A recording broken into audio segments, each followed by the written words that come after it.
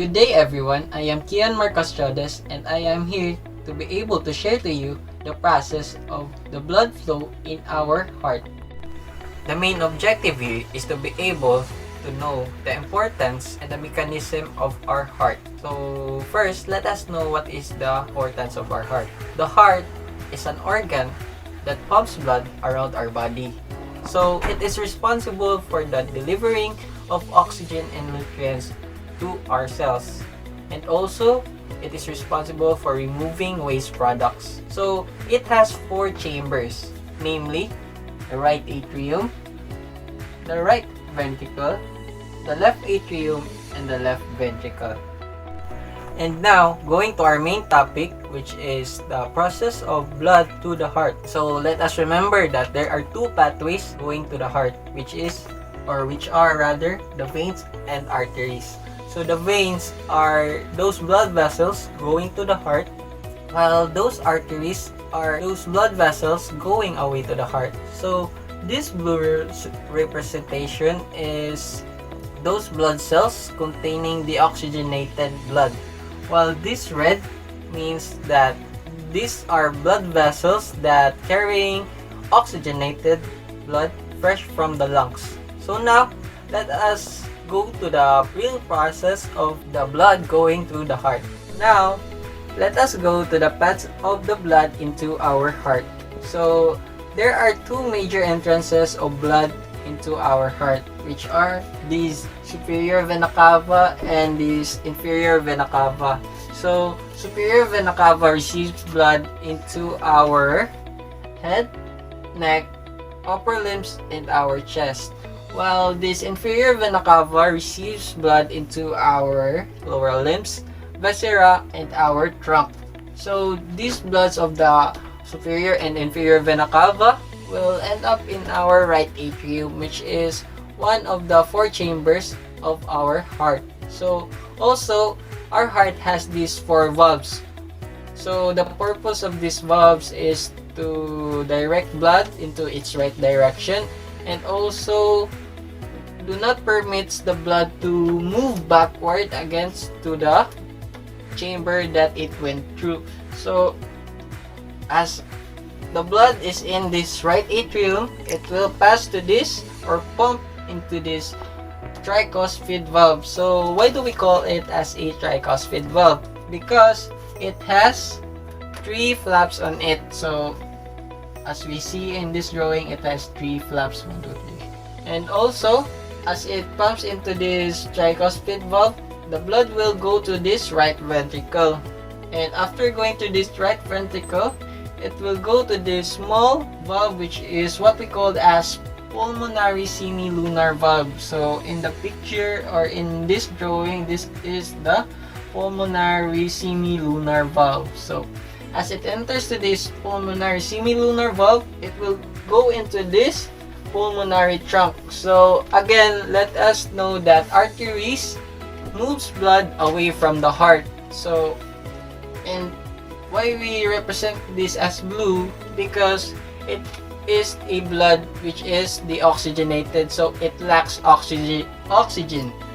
So after going to this pulmonary trunk, it splits up to these two pulmonary arteries. So this is the right pulmonary artery and left pulmonary artery, and the blood will go to the lungs. So that process is called as pulmonary circulation. So the pulmonary circulation is that the blood in the heart will go to the lungs and back to the heart. So that is what we call as pulmonary circulation. So as the blood going to our lungs, it will cause gas exchange. So it will discard carbon dioxide while it permits oxygen inside our blood. So after that, the result will be going to these two pulmonary veins, which are the left pulmonary veins and these right pulmonary veins.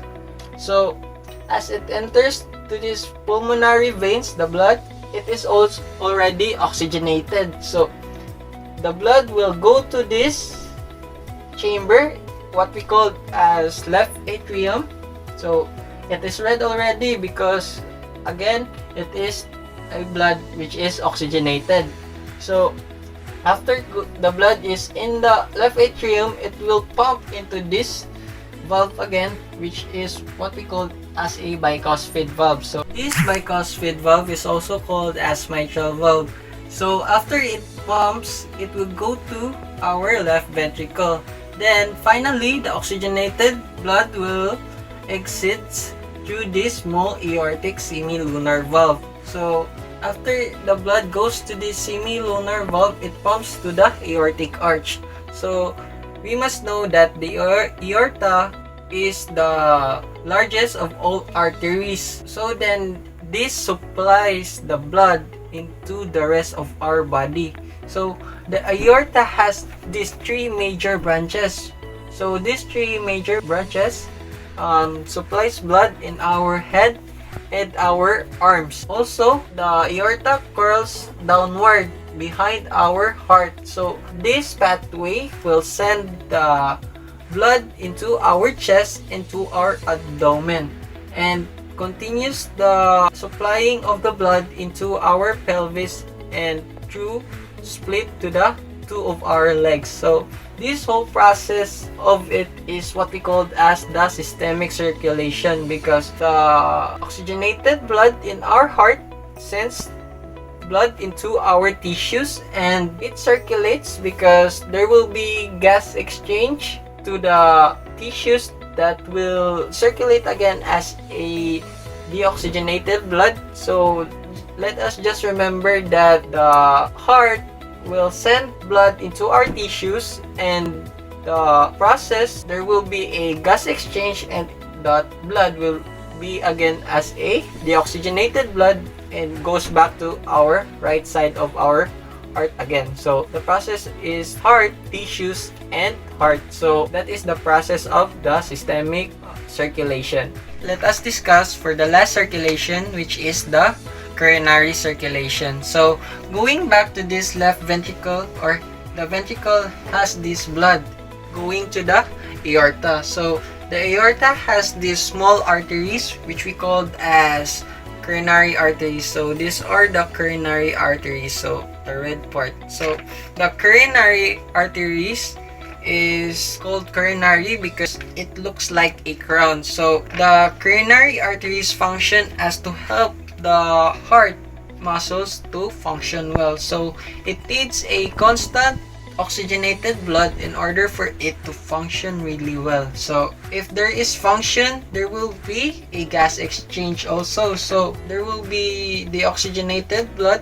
So the deoxygenated blood will go to the what we call as coronary veins, and the coronary veins will go to the coronary sinus, and the coronary sinus will pump the oxygenated blood into our right atrium. So the circulation will repeat itself, that the oxygenated blood inside this coronary vein will pop out to the right atrium and continue the process of making it again as oxygenated blood in order for the oxygenated blood to supply the coronary arteries again. So now let us remember that there are three circulation, which are the pulmonary circulation, systemic circulation, and this coronary circulation. So the pulmonary circulation is the blood in the heart will go to the lungs and back again to the heart.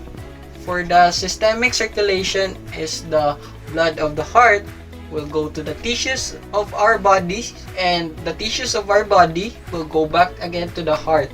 And lastly is the coronary circulation, which is the blood of the heart supplies the small arteries of our heart, and the oxygenated blood will pop out again to our heart. So that is all for the three circulation and the blood flow of the heart into our body. So that is all for my report, and thank you for listening.